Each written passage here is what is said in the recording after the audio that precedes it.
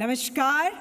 Rajasthan foundation के Bengaluru chapter द्वारा आयोजित इस प्रवासी राजस्थानी संगम व्यापार से विकास तक कार्यक्रम में मैं दीक्षा तिवारी आप सभी गणमान्य अतिथिगण, उद्योगपतियों, निवेशकों, प्रवासी राजस्थानी परिवार के सदस्य एवं बेंगलुरु में उपस्थित सभी राजस्थानी प्रेमी मित्रों का हार्दिक स्वागत करती हूं। बेंगलुरु की धरती पर आज राजस्थान के गौरव और भी बढ़ गया है। हमारे बीच पधार चुके हैं राजस्थान के आदरणीय मुख्यमंत्री, जोरदार तालियां हो जाए माननीय श्री भजन लाल शर्मा जी का।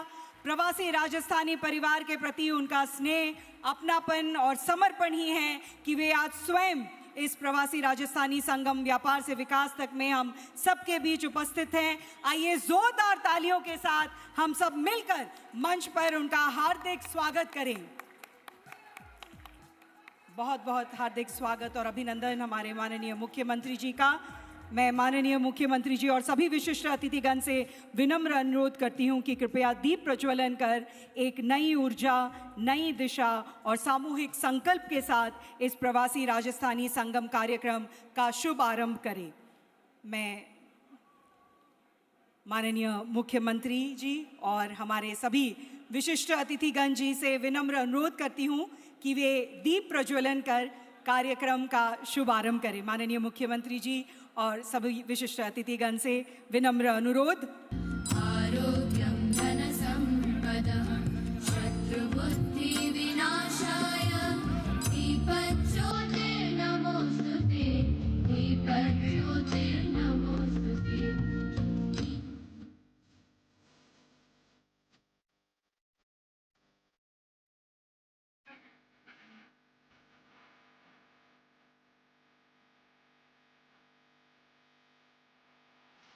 मैं सभी ओ दीप ब्रह्मरूपस्त्वं ज्योतिषां प्रभुरव्ययः ओ दीप ब्रह्मरूपस्त्वं ज्योतिषां प्रभुरव्ययः। दीप प्रज्वलन के साथ कार्यक्रम का शुभारंभ। जोरदार तालियां होनी चाहिए। देवियों और सज्जनों, राजस्थान की परंपरा में अतिथि का स्वागत केवल एक रीत नहीं बल्कि दिल से दिया गया सम्मान है। इसी अपनापन के साथ मैं अनुरोध करती हूँ राजस्थान फाउंडेशन बेंगलुरु चैप्टर के अध्यक्ष श्री सचिन पांड्या और आपकी टीम से कि आप माननीय मुख्यमंत्री श्री भजन लाल शर्मा जी का पारंपरिक रूप से स्वागत करें। सबसे पहले कर्नाटका की परंपरा के अनुसार मैं श्री AP मालपानी जी से विनम्र अनुरोध करती हूँ कि वे माननीय मुख्यमंत्री जी का पुष्पहार से स्वागत करें और मैं चाहती हूँ जोरदार तालियां होती रहनी चाहिए। हमारे माननीय मुख्यमंत्री जी का यहाँ स्वागत हो रहा है पारंपरिक रूप से। तो मैं श्री AP मालपानी जी से विनम्र अनुरोध करूँगी वे मंच पे आएँ और सबसे पहले जैसे कि हमारे कर्नाटका के परंपरा है माननीय मुख्यमंत्री जी को पुष्पहार प्रदान करके स्वागत करें। उसके पश्चात श्री लक्ष्मी बोरा जी से भी अनुरोध है कि वे माननीय मुख्यमंत्री जी को शॉल भेंट कर सम्मान प्रकट करें। हाँ जी, सबको बुला रहे हैं। श्री संदीप जलान जी से अनुरोध है कि वे माननीय मुख्यमंत्री जी को पारंपरिक पेठा पहनाएं और उसके बाद राजस्थान फाउंडेशन बेंगलुरु चैप्टर के अध्यक्ष श्री सचिन पांड्या जी से अनुरोध है वे माननीय मुख्यमंत्री जी को स्मृति चिन्ह भेंट करें।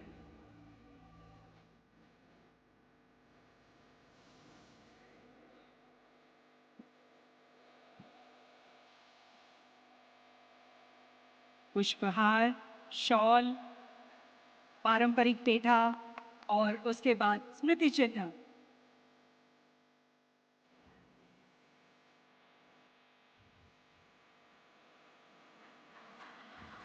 जोरदार तालियां होनी चाहिए देवियों और सज्जनों।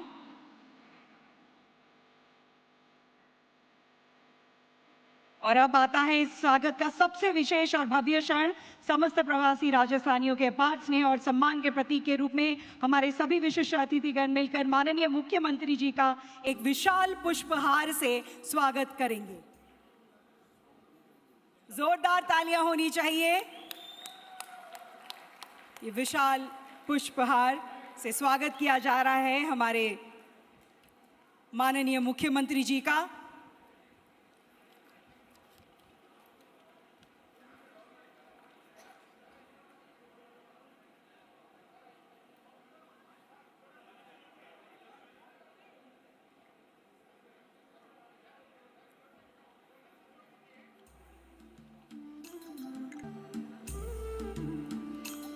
करके मैं माननीय मुख्यमंत्री श्री भजनलाल शर्मा जी से विनम्र अनुरोध करती हूं कि वे डॉक्टर ऋषिकेश जी को सम्मानित करें। जोरदार तालियों के साथ उनका स्वागत करते हैं।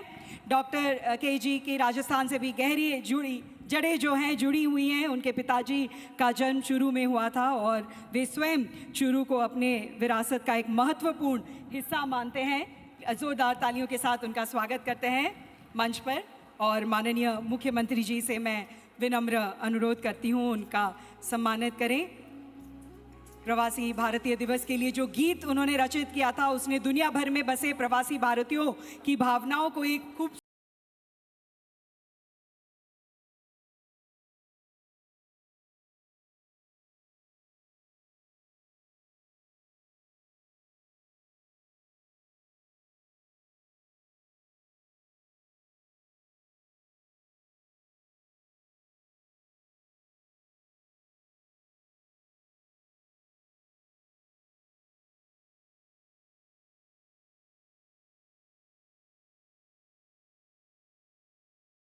मुख्यमंत्री श्री भजनलाल शर्मा जी से अनुरोध करती हूं कि वे अपने मार्गदर्शन संबोधन से इस प्रवासी राजस्थानी संगम को संबोधित करें। जोरदार तालियों के साथ हम उनका स्वागत करते हैं। बोलिए भारत माता की, भारत माता की, भारत माता की।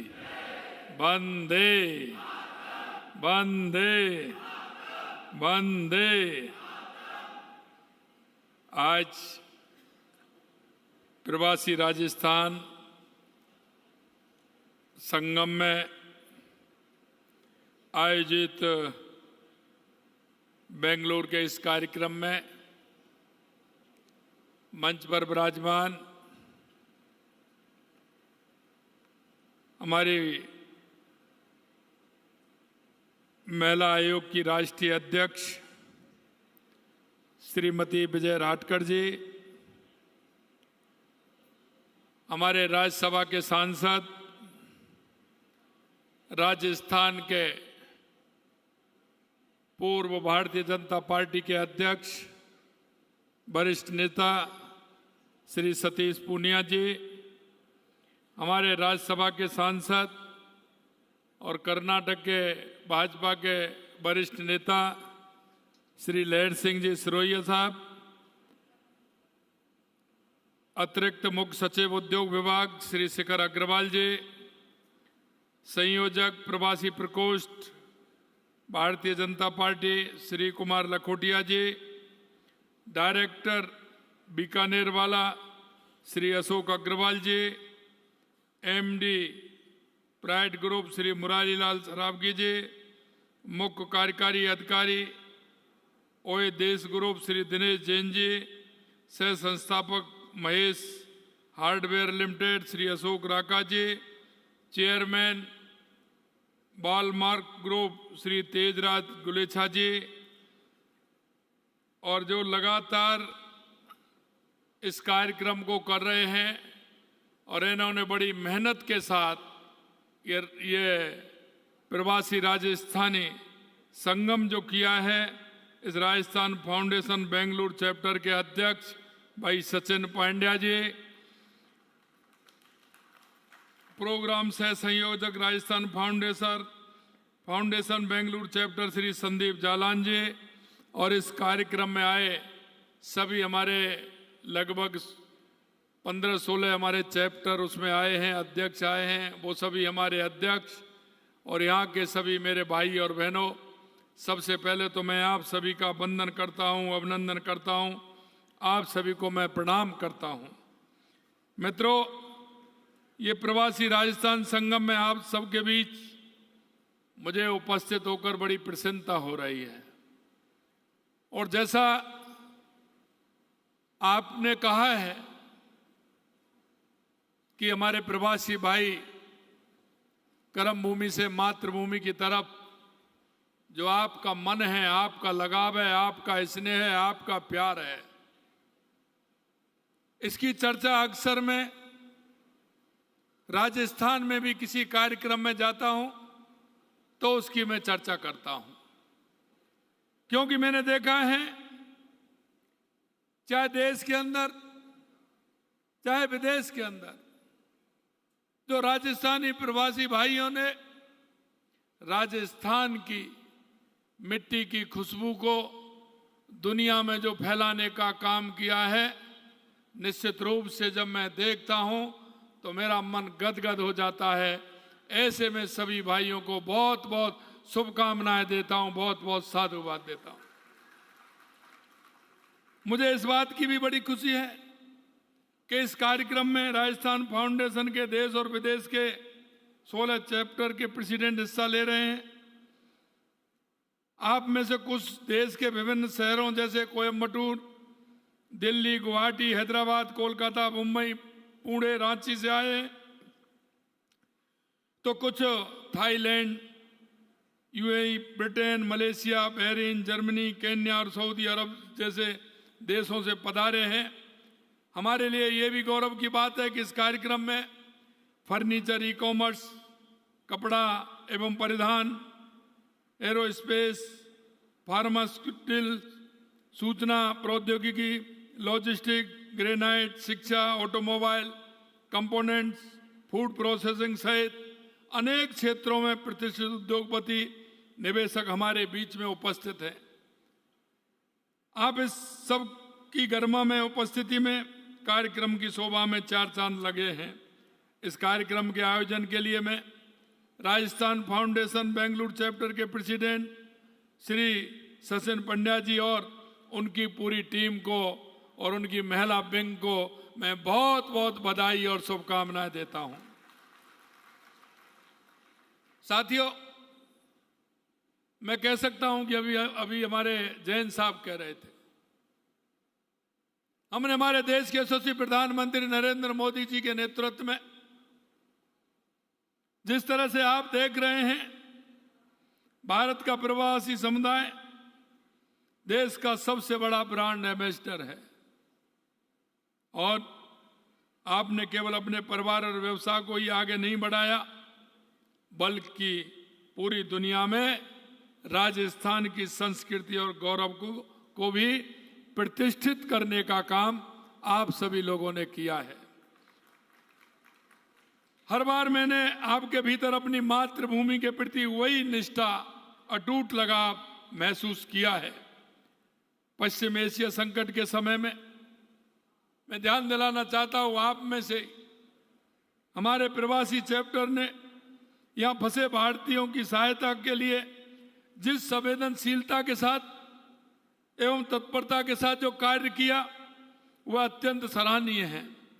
उनमें से कुछ आज हमारे बीच में भी उपस्थित हैं। आपने लोगों के ठहरने की व्यवस्था से लेकर के उनकी सुरक्षित स्वदेशी वापसी तक पूरा सहयोग किया था। ये हमारी राजस्थानी संस्कृति के प्रति सेवा, संवेदना और सामाजिक दायित्वों के भाव को जीवंत उदाहरण है। मेरे भाइयों, आप सब देख रहे हैं, आपने देखा है कि पिछले 2.5 साल में राजस्थान में परिदृश्य बदला है। राजस्थान में तेजी से आर्थिक विकास कर रहा है और अग्रणी प्रदेश के रूप में उभर रहा है। राजस्थान देश की 7वीं सबसे बड़ी अर्थव्यवस्था है। जीएसडीपी की वृद्धि दर 12% से अधिक है। प्रति व्यक्ति आय बढ़कर 2 लाख के पार पहुंच गई है। हमने प्रदेश की अर्थव्यवस्था को 2030 तक $350 बिलियन और 2047 तक $4.3 ट्रिलियन तक पहुंचाने का संकल्प लिया है।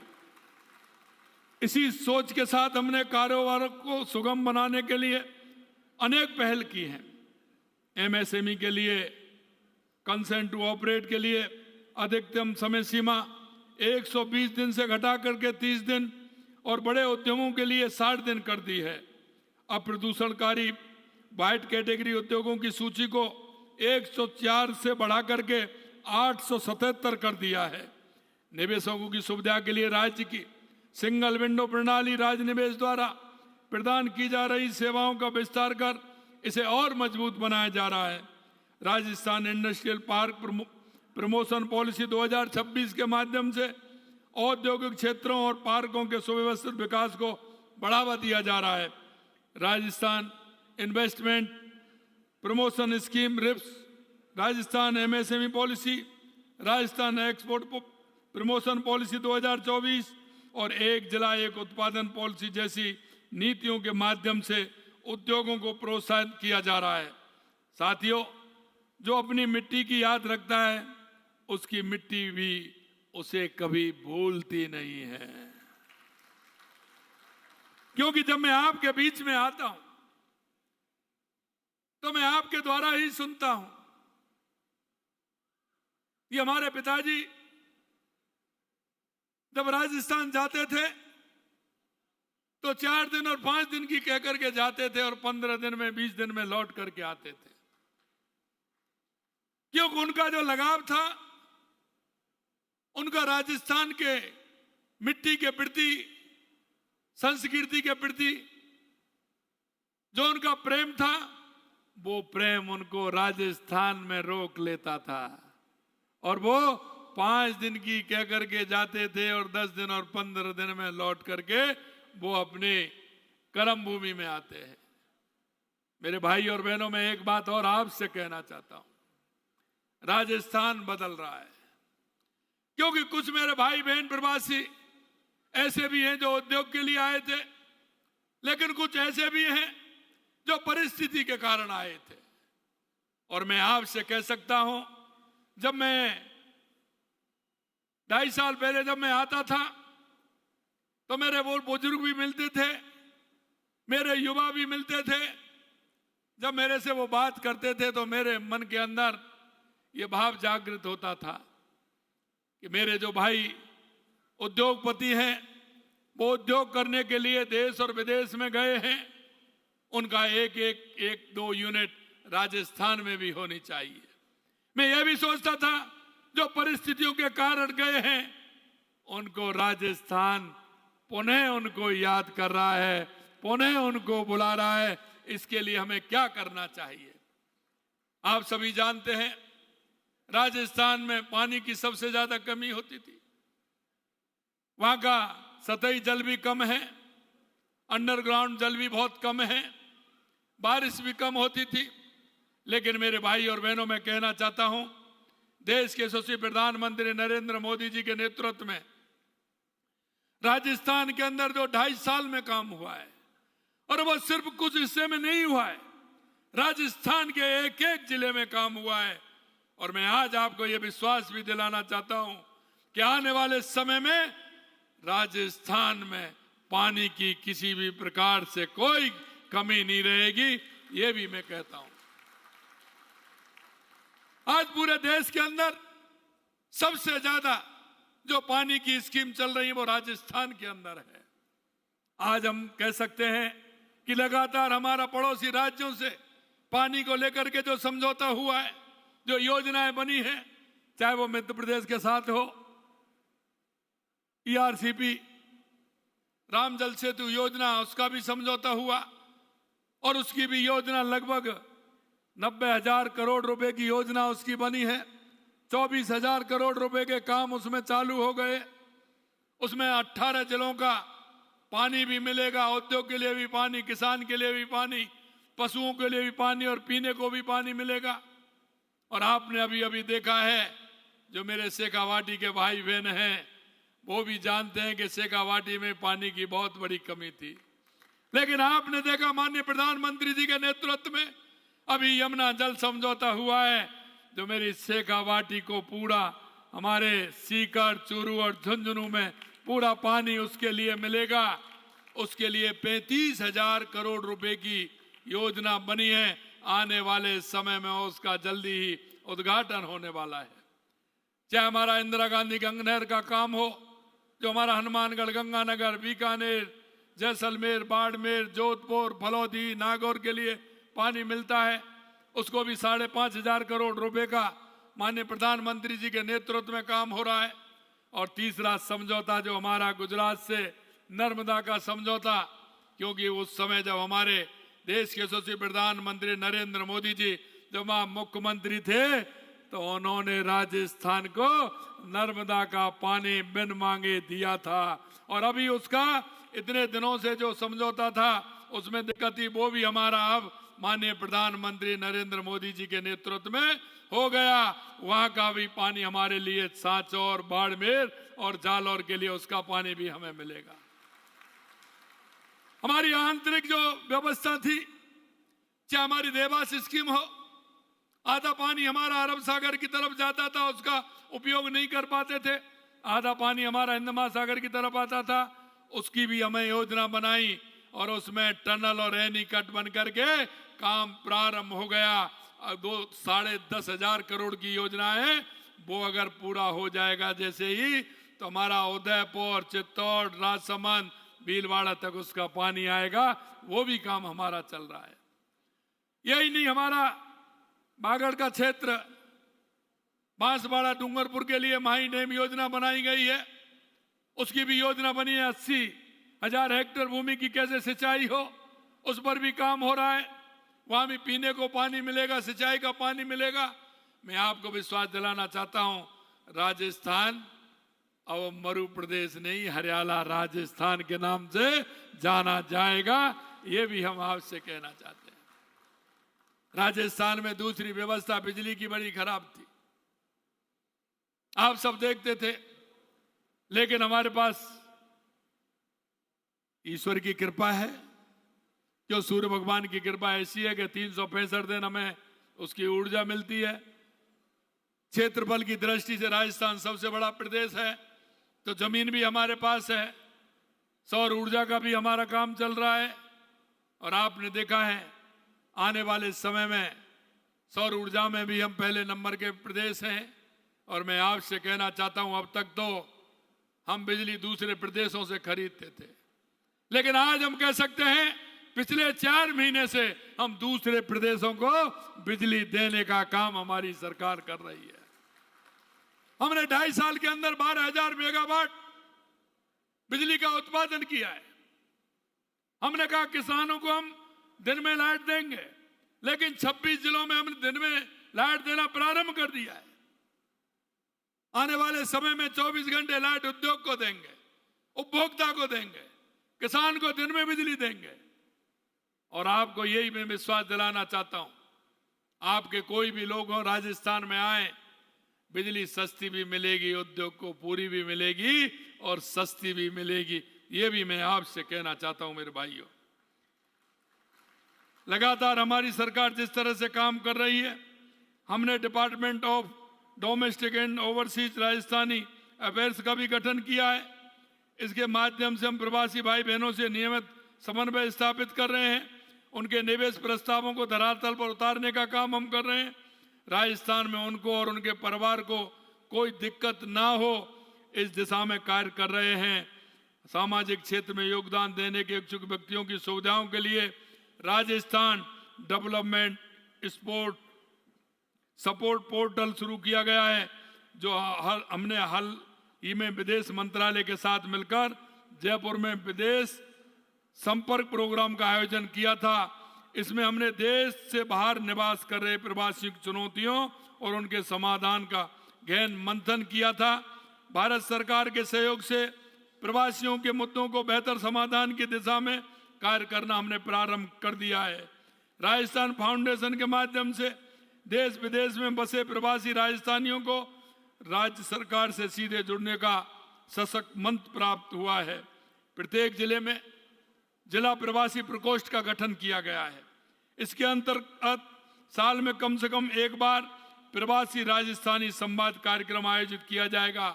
इसमें प्रवासी भाइयों को जो जिलों से जुड़े हुए हैं उनके द्वारा किए गए सराहनीय योगदान के लिए हमने कहा है कि साल में उनको सम्मानित भी किया जाएगा, उनको वहां बुलाया जाएगा।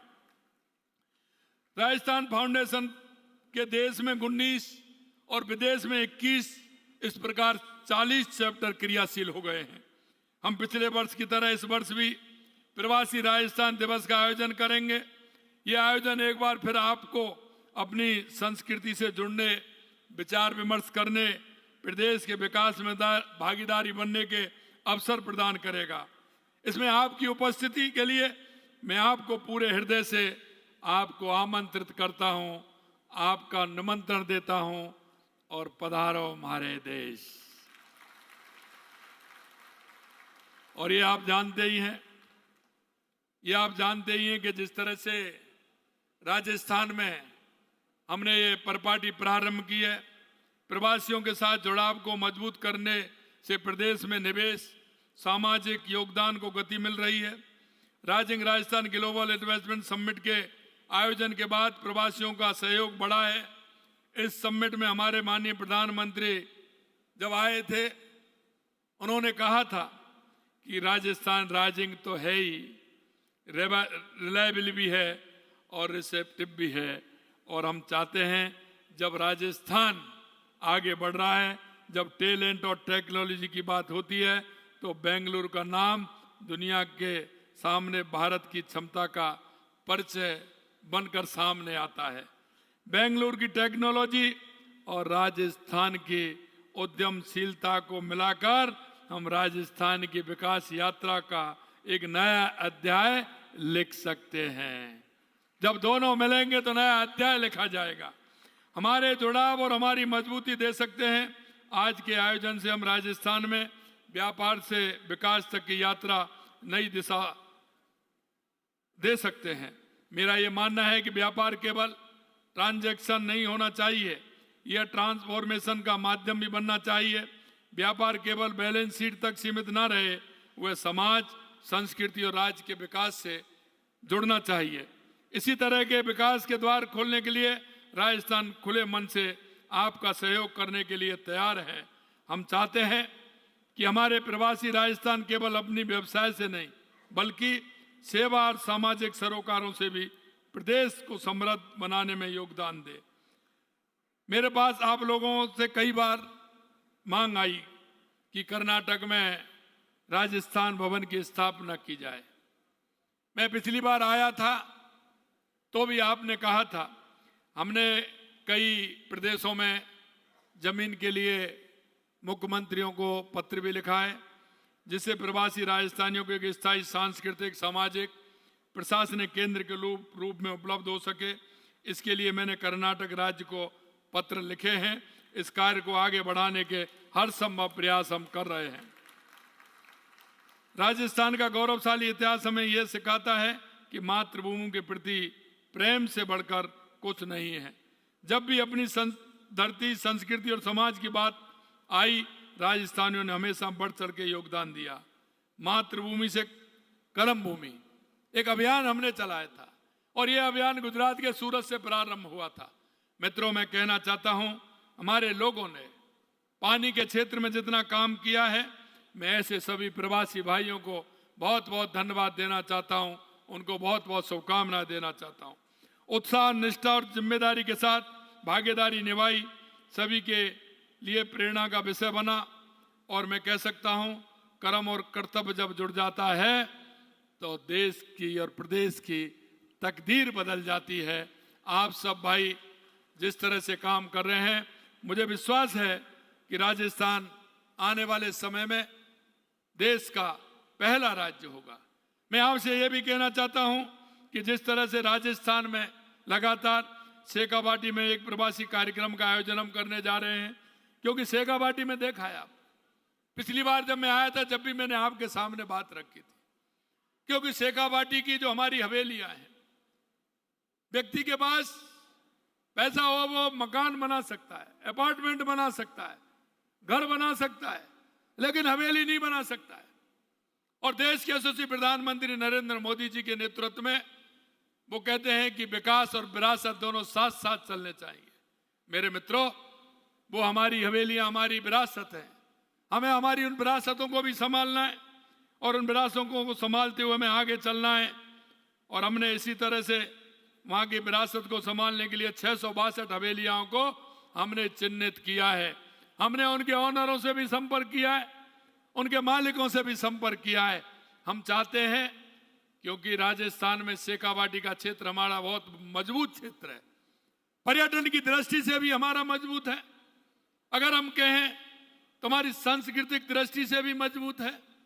अगर हम ये कहें तो हमारा वो क्षेत्र हर क्षेत्र में आगे है। महिला शिक्षा में भी वो आगे है। अगर मैं उस क्षेत्र की बात करूं तो सीमा पर जो प्रहरी हैं, हमारे सैनिक भाई हैं, सबसे ज्यादा देश के अंदर है तो हमारी शेखावाटी क्षेत्र से हैं। और शेखावाटी क्षेत्र हमारा बहुत महत्वपूर्ण क्षेत्र है। हम चाहते हैं कि वो आगे बढ़े और उसमें राजस्थान एक पर्यटन की दृष्टि से भी जाना जाता है। पिछली बार भी मैंने आपको कहा था और मैं देख सकता हूं कि उसके लिए लगातार हमारी सरकार काम कर रही है। 9 ग्रीनफील्ड एक्सप्रेस हम लेकर के आए हैं, वो 3 शेखावाटी में होकर के जाते हैं। हमने, क्योंकि राजस्थान की दूरी ज्यादा है, तो हमने उन 9 ग्रीनफील्ड एक्सप्रेस को हम लेकर के आए। उनका काम हमारे यहाँ चल रहा है। और अभी मैं परसों ही मिल के आया था हमारे मंत्री जी से। उनसे हमने कहा कि हमारे 5 एयरपोर्ट ऐसे हैं जिनको हम पूरी तरह से संचालित कर सकते हैं। आप मेरे से बात करते हैं रेलवे की, निश्चित रूप से मैंने पिछली बार भी बात की। आज आपका मेरे पास फिर ज्ञापन आया है। मैं राज्यसभा सांसद हमारे दोनों से मैंने कहा है, लहरिया जी से और हमारे पूनिया जी से, कि आप भी जाएंगे और माननीय हमारे मंत्री जी को कहेंगे। मैंने पिछली बार भी बात की, आपकी जो मांग है पूरी तरह से उस मांग को भी हम करेंगे कि यहाँ से सीधी ट्रेन हमारे वहाँ राजस्थान तक जाए, इसको भी हम आगे बढ़ाएंगे। लेकिन 5 एयरपोर्ट हमने पूरे राजस्थान के अंदर, जिनको कि हम भारत सरकार के द्वारा उनको बनाना चाहते हैं और उनकी स्वीकृति भी हमको मिल गई है। और उनमें से हमारा एक सीकर का शेखावाटी का भी है, एक हमारा आबू रोड भी है, एक हमारा भीलवाड़ा है और एक हमारा बांसवाड़ा है, एक हमारा, क्योंकि गिरिराज जी नजदीक है, तो हमारा डीक कुमेर भरतपुर का भी है। इस तरह से हमने 5 की हमारी सर्वे हो गई है। आने वाले समय में राजस्थान की कनेक्टिविटी, एयर कनेक्टिविटी भी जुड़ेगी और रेल कनेक्टिविटी भी जुड़ेगी, जिससे हमारे प्रवासी भाइयों को कोई परेशानी नहीं हो। मित्रों, मैं यही आपसे कहूंगा, लगातार हमारा राजस्थान आगे बढ़ रहा है। आप देख सकते हैं, जब हमारा राइजिंग राजस्थान हुआ था, 35 लाख करोड़ के एमओयू हुए थे, 9 लाख करोड़ रुपए के जमीन पर उतर गए। और मैं आपको बताना चाहता हूं, दिसंबर तक हम लगभग 12 लाख करोड़ तक हमारा पूरी तरह से काम हमारा जमीन पर उतर जाएगा, हमारा नीचे उतर जाएगा।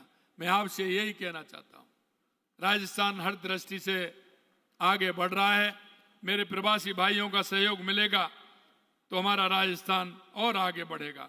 मैं आप सभी से आग्रह करता हूं कि आप 10 दिसंबर 2026 को जयपुर में होने वाले दूसरे प्रवासी राजस्थान दिवस में अवश्य पधारें।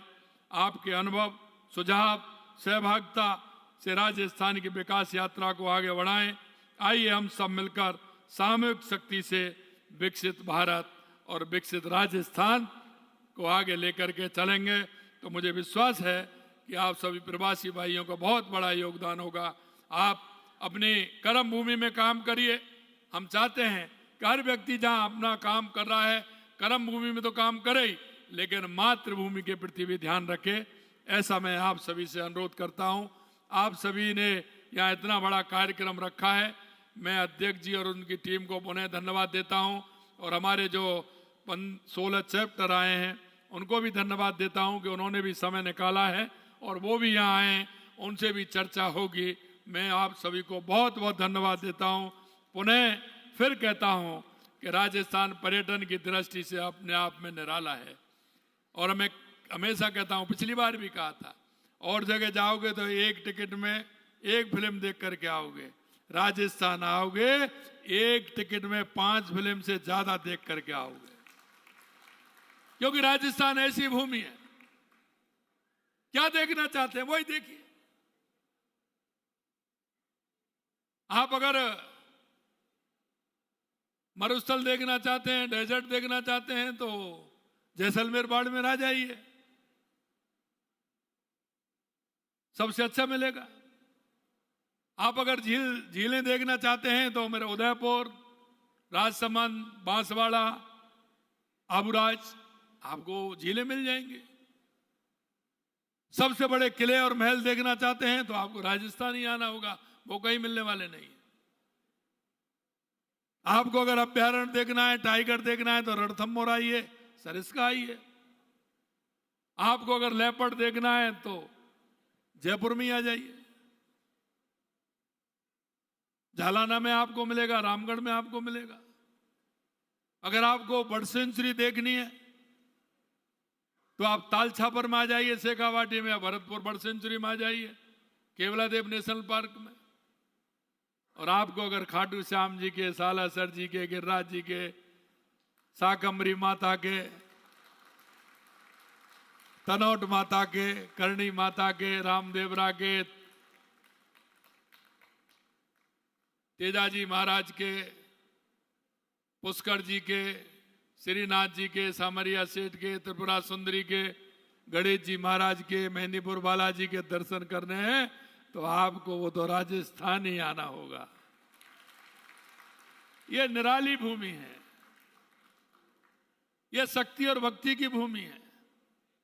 इसलिए मेरे भाइयों, मैं पुनः आपसे कहता हूं, पधारो हमारे देश।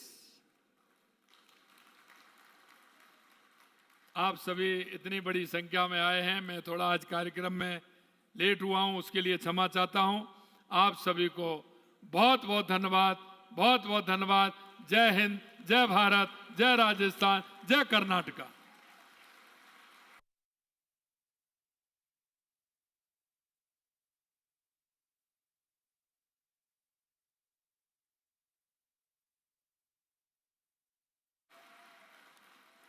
और अब कार्यक्रम को आगे बढ़ाते हैं। जैसे मैंने कहा कि अब समय है उन लोगों की बात सुनने का जो न केवल राजस्थान की विकास यात्रा को करीब से देख रहे हैं, बल्कि अपने अनुभव, दृष्टिकोण और सहभागिता के माध्यम से इस यात्रा को आगे बढ़ा रहे हैं।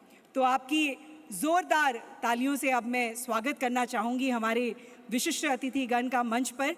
माननीय मुख्यमंत्री बहुत जल्द हमारे बीच पधारने वाले हैं, लेकिन उससे पहले चलिए मंच पर आमंत्रित स्वागत करते हैं हमारे अन्य सभी विशिष्ट अतिथिगण का।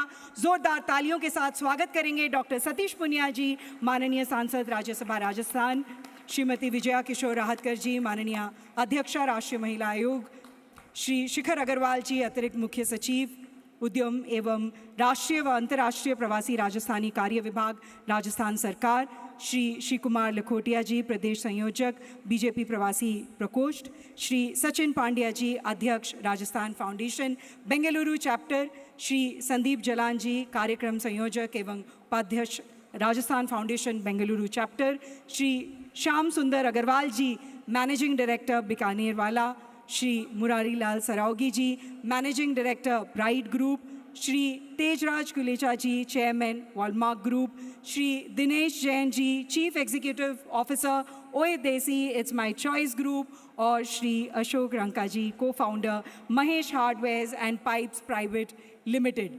मैं सभी विशिष्ट अतिथिगण से विनम्र अनुरोध करूंगी वे मंच पर पधारे और जोरदार तालियों के साथ हम उनका स्वागत करें। श्री मुराली जी सराफ और श्री सुरेंद्र लाल गोयल जी, चैप्टर के सदस्य, उन सभी से विनम्र अनुरोध है वे डॉक्टर पुनिया जी को सम्मानित करें। श्री मुरली जी सराफ और श्री सुरेंद्र लाल गोयल जी, तालियों में कोई कंजूसी होनी नहीं चाहिए, जोरदार तालियां होती रहनी चाहिए।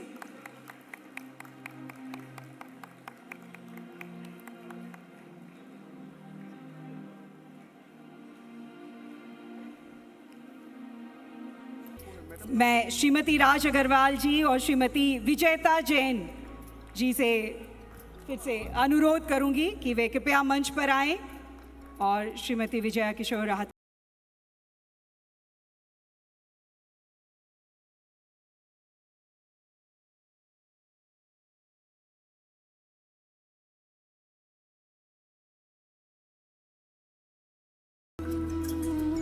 अब मैं हमारे माननीय सांसद राज्यसभा राजस्थान डॉक्टर सतीश पुनिया जी और श्रीमती विजया किशोर राहतकर जी, माननीय अध्यक्षा राष्ट्रीय महिला आयोग, उनसे विनम्र अनुरोध करूंगी यहाँ उद्योग जगत से हमारे बीच मौजूद विशिष्ट प्रतिनिधियों को सम्मानित करें स्मृति चिन्ह भेंट कर। सबसे पहले सम्मानित करेंगे श्री श्याम सुंदर अग्रवाल जी का, मैनेजिंग डायरेक्टर बीकानेर वाला। जोरदार तालियां होनी चाहिए उद्योग जगत के हमारे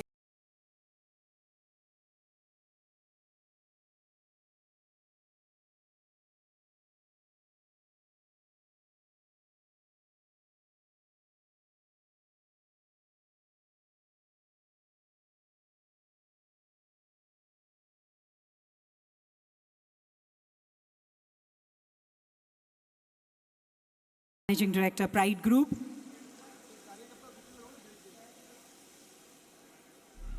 अब सम्मानित करेंगे chairman Walmart Group Shri Tejraj Gulecha ji का। जोरदार तालियां होनी चाहिए।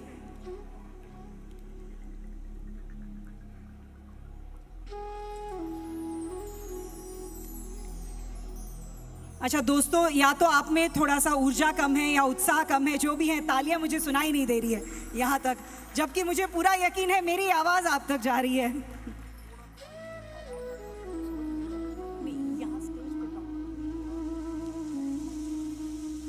तो अब इस मंच पर हमारे बाकी जितने राजस्थान फाउंडेशन के चैप्टर्स हैं, उनके प्रेसिडेंट और उनके सदस्य आना चाहते हैं मंच पर, और बेंगलुरु चैप्टर के अध्यक्ष श्री सचिन पांड्या जी और उनकी पूरी टीम को वो सम्मानित करना चाहते हैं। तो सभी चैप्टर प्रेसिडेंट्स और उनके टीम मेंबर्स से मैं विनम्र अनुरोध करती हूँ वो मंच पर आए और बेंगलुरु चैप्टर के अध्यक्ष और उनके पूरे टीम को यहाँ मंच पर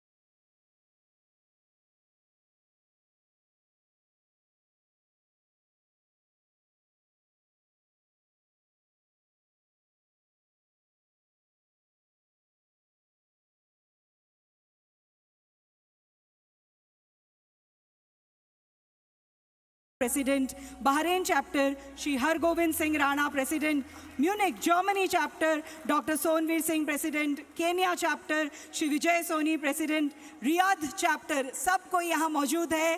बेंगलुरु चैप्टर के टीम के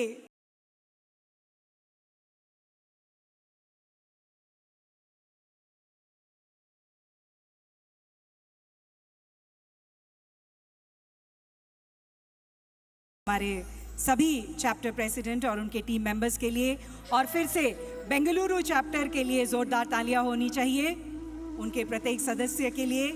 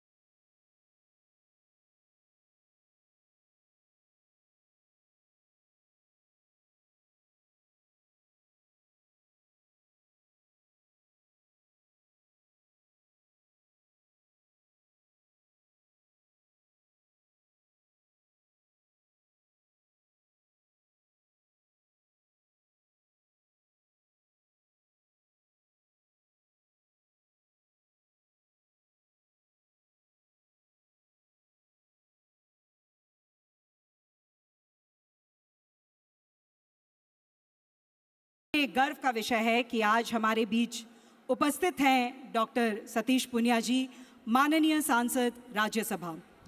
छात्र राजनीति से शुरू हुई उनकी यात्रा भारतीय जनता युवा मोर्चा और भारतीय जनता पार्टी में विभिन्न दायित्वों से होते हुए राजस्थान बीजेपी के प्रदेश अध्यक्ष तक पहुंची है। राजस्थान के गांव, समाज और ज़मीनी राजनीति से उनका गहरा जुड़ाव रहा है।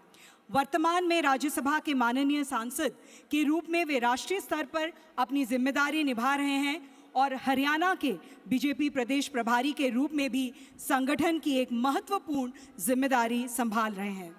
आज इस प्रवासी राजस्थानी संगम के अवसर पर मैं माननीय डॉक्टर सतीश पुनिया जी से विनम्र अनुरोध करती हूं कि वे इस सभा को संबोधित करें। जोरदार तालियों के साथ हम उनका फिर से स्वागत करते हैं। मैंने अभी टीवी वाला लोग पूछ रहा कि जी पीढ़ी बदल गई, कई लोग तो पैदा ही उड़ा हुए हैं, तो बा लोगों को राजस्थान शहर में धरती सब के लेनो देनो है। तो एक बार तो कुछ सेकंड के लिए मन में भी लागो कि मैं के जवाब दूं, लेकिन मैं एक बात कही कि कोई जमाने में कह हो जातो कि जहां ना पहुंचे रेलगाड़ी वहां पहुंचे मारवाड़ी। पहले तो कहता है जहां पहुंचे रेलगाड़ी वहां पहुंचे मारवाड़ी, कि रेलगाड़ी जहां पहुंचती थी वहां तक आखिर तक मारवाड़ी पहुंच जाता था। फिर लोग कहते थे कि जहां ना पहुंचे रेलगाड़ी वहां भी पहुंच जाए मारवाड़ी, और फिर लोग बोले कि जहां ना पहुंचे बैलगाड़ी वहां भी पहुंच जाए मारवाड़ी।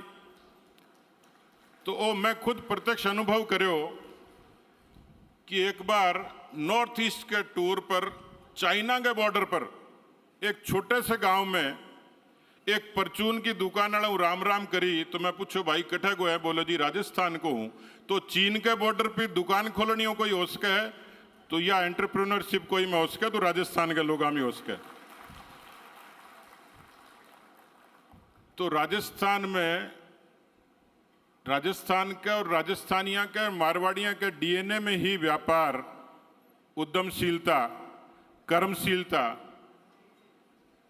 तो बेंगलोर में भी मैं जद भी आयो, क्योंकि आज काफ़ी लोग तो मंच पर बैठे हैं, आप स्वागत करो मुरारी लाल जी सरावगी जी को, बीकानेर वाला जी को। अब मैं कहूँ मगर मैं तो दिल्ली चलो गयो, तो कई बार खाने खूने के लिए जगह ढूंढता तो सारो बड़ी आइटम बीकानेर वाला को दिल्ली में भी उपलब्ध है। विजयाताई है तो महाराष्ट्र की, लेकिन राजस्थान से विशेष ताल्लुक है क्योंकि वह हमारा बठे का प्रभारी रह रहे हैं और अब राष्ट्रीय महिला आयोग का चेयरपर्सन है। थोड़ा डर के भी रहना पड़ा। काल ने घरालियान टेलीफोन कर दे तो मारे तो आफत आ जा, और इसलिए मैं गुजारिश करूंगा कि राजस्थान के इस टेक्सटाइल के स्कोप को नज़रअंदाज मत करिए। आपको वो सारा इंफ्रास्ट्रक्चर मिलेगा।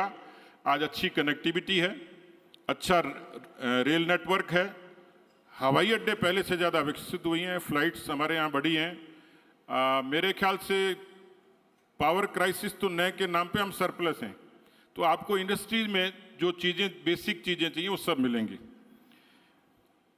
एमएसएमई मेरे ख्याल से खेती के बाद, यानी कोविड के दौरान भी खेती ऐसा सेक्टर था जिसने देश में 3.4% की वृद्धि से राजस्थान और हिंदुस्तान की तरक्की को एक ताकत दी थी, उस चुनौती का मुकाबला करने की शक्ति दी थी। लेकिन खेती, उसके बाद सर्विस सेक्टर के बाद में तीसरा बड़ा कोई एक उपक्रम है, वो है एमएसएमई। हिंदुस्तान शायद दुनिया में आर्थिक तौर पर अपने पैरों पर खड़ा होने की ताकत रखता है तो एमएसएमई है। राजस्थान की वो 5 लाख एमएसएमई और ऐड हुई है। हिंदुस्तान में तो करोड़ों में है, लेकिन राजस्थान की एमएसएमई ने, राजस्थान के लोगों के हुनर ने, राजस्थान के लोगों के हाथ के परिश्रम ने एक किस्म से जो हमारी छोटी इंडस्ट्री थी, जहां रुपए का फ्लो बढ़ता है, गांव की जो कॉटेज इंडस्ट्री थी, अभी परसों ही हैंडलूम डे था, प्रधानमंत्री जी ने एक वीडियो किया, मैंने देखा तो मुझे लगा कि मैंने जो महसूस किया है मुझे उसको पोस्ट करना चाहिए। तो मैंने पिछले दिनों एक प्रयोग किया। मैं जब भी नेताओं से मिलने जाता हूं तो मैं महंगे उपहार नहीं ले जाता, मैं बाड़मेर का पट्टू लेके जाता हूं, और वो पट्टू भेड़ और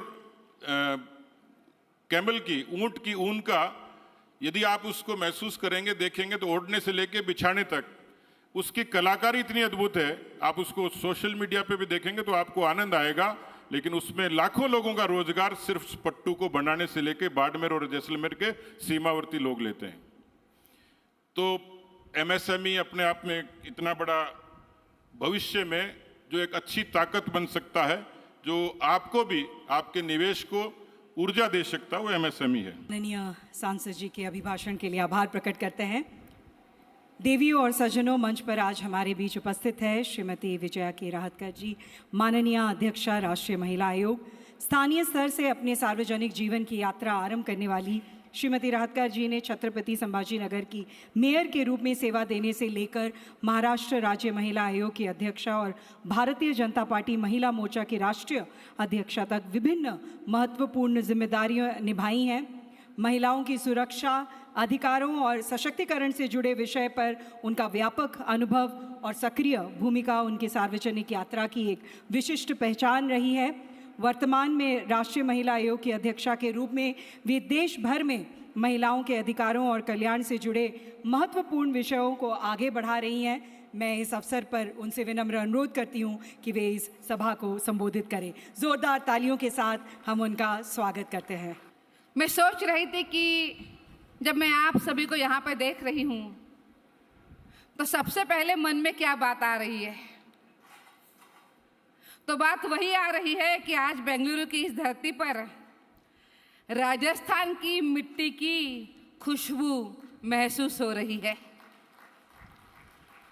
आज यहाँ केवल राजस्थान के लोग नहीं हैं, बल्कि राजस्थान की पहचान, राजस्थान की संस्कृति, राजस्थान की मेहनत और राजस्थान की एंटरप्रेन्योरशिप और विकास की भावना एक साथ दिखाई दे रही है। मुझे लगता है सचिन जी, इससे बड़ी सफलता और कुछ नहीं हो सकती।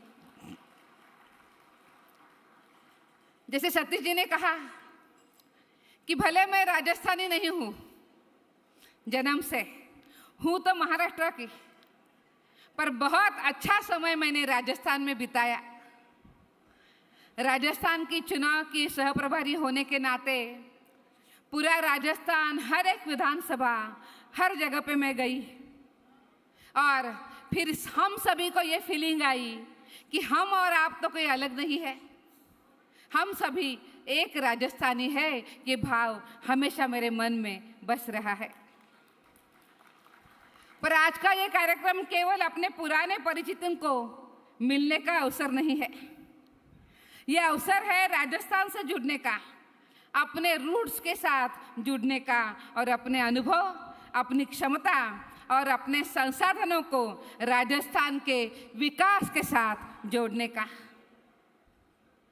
आज हम सभी को बहुत खुशी है कि राजस्थान के हमारे यशस्वी मुख्यमंत्री श्री भजनलाल शर्मा जी के नेतृत्व में राजस्थान बहुत प्रगति कर रहा है, सबको साथ लेकर काम हो रहा है और आज राजस्थान नया इतिहास भी रच रहा है। आज का यह आयोजन केवल एक कार्यक्रम नहीं है, बल्कि राजस्थान और कर्नाटक के बीच विश्वास, व्यापार, संस्कृति और विकास का ऐतिहासिक समय है।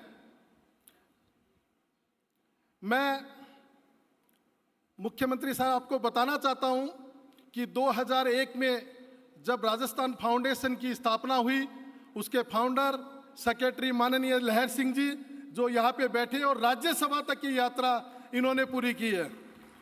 आप सब समझ सकते होंगे कि फाउंडेशन का कितना महत्व है, परंतु ये फाउंडेशन अभी तक संस्कृति और कला के नाम से जाना जाता था। लेकिन हमारी फाउंडेशन की आयुक्त मनीषा अरोड़ा जी की दूरदर्शी सोच की वजह से आज राजस्थान फाउंडेशन संस्कृति और कला नहीं, बिजनेस और व्यापार के नाम से जाना जाता है। हर प्रवासी राजस्थान सरकार से जुड़कर लाखों करोड़ों के एमयू किए हैं और करने जा रहे हैं। मैं राजस्थान के सभी अधिकारी, विशेष रूप से राजस्थान फाउंडेशन के आयुक्त और विशेष सचिव माननीय मनीषा अरोड़ा जी का हार्दिक अभिनंदन और स्वागत करता हूं। सर, कल ही माननीय मनीषा अरोड़ा जी के कर कमलों द्वारा राजस्थान फाउंडेशन बेंगलोर चैप्टर के नए कार्यकाल का शुभारंभ हुआ है। ये केवल कार्य नहीं, बल्कि कर्नाटक में बसे लाखों प्रवासियों के लिए विश्वास और सेवा और आत्मीयता का केंद्र बनने जा रहा है। मुझे गर्व है कि राजस्थान फाउंडेशन बेंगलोर चैप्टर देश का पहला ऐसा चैप्टर हो गया है जो कर्नाटक सोसाइटी एक्ट में रजिस्टर्ड हो चुका है। हाउडी मोदी आप सबने सुना होगा। तो मोदी जी ने क्या किया था? 2014 में ही केम टू अमेरिका एंड आप सबने दृश्य देखा होगा। तब अमेरिका से हिंदुस्तान $40 बिलियन का रेमिटेंस होता था।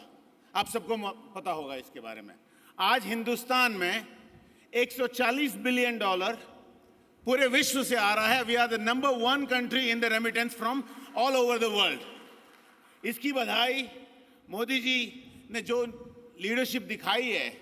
पहले हिंदुस्तान में पैसे लगाने के लिए लोग हिंदुस्तानी डरते थे, आज वही हिंदुस्तानी पैसे लगा रहे हैं। तो शर्मा जी आप वही कर रहे हैं, तो आप हाउडी शर्मा जी कहलाएंगे। अभी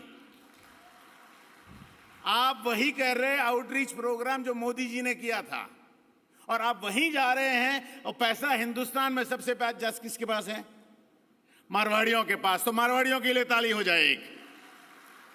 आप सबसे विनती है कि एक आप सब खड़े हो जाइए एक बार प्लीज, एवरीबॉडी। यार आप एक दूसरे को प्रणाम कीजिए, एक दूसरे को प्रणाम कीजिए। और this is in honour of you. You have made this. हमारी कर्म भूमि कर्नाटक में और हमारी कर्म भूमि कर्नाटक और अमेरिका में हमने जो काम किया है, अब एक काम अपने गांव के नाम। अब मैं अनुरोध करूंगी राजस्थान फाउंडेशन बेंगलुरु चैप्टर के सेक्रेटरी श्री नितेश तिब्रीवाल जी से वे धन्यवाद अर्पण करें।